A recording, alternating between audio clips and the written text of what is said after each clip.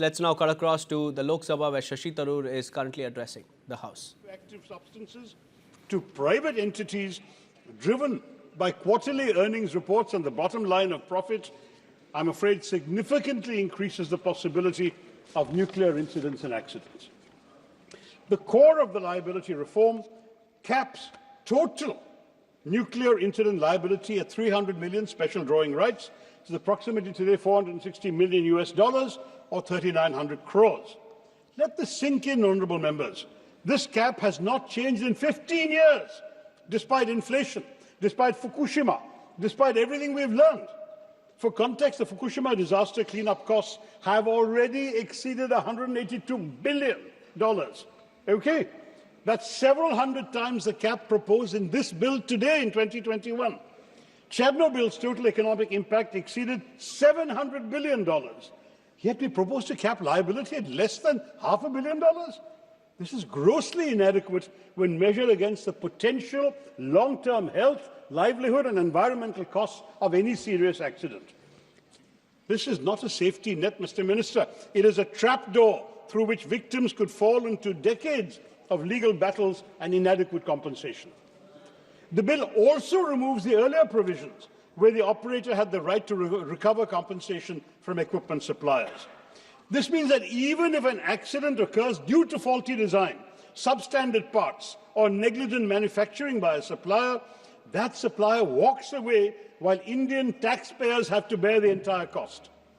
This might, in cases of serious accidents, strain our economy significantly. We are effectively subsidizing the risk for private international corporations while they retain all their profits. The state underwrites catastrophic risk, Mr. Chairman, while private operators maximize returns. What kind of law is this? Chapter 3, Section 14(1)(a) makes the central government liable where the liability exceeds the amount of liability of an operator. In effect, public funds, our money, taxpayers' money, will compensate for all the damages caused by private facilities. This provision does nothing but further dilute corporate accountability for systemic failures.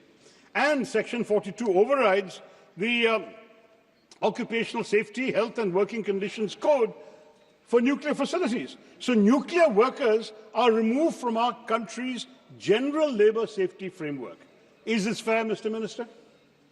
The bill imposes a 3-year period for filing compensation applications, with extension of the right to claim set for 10 years for property damage, 20 years for personal injury. Now, given the long latency periods of radiation-related diseases, cancers that can appear 20, 30 years after exposure, and intergenerational genetic impacts, these limitation periods are, frankly, shamefully restrictive. They will exclude many genuine victims who develop serious health impacts only after years of exposure. Children exposed to radiation who develop leukemia at the age of 25 will find they have no legal recourse. This is not justice, Mr. Chairman. This is a statute of limitations designed to limit liability, not to compensate victims.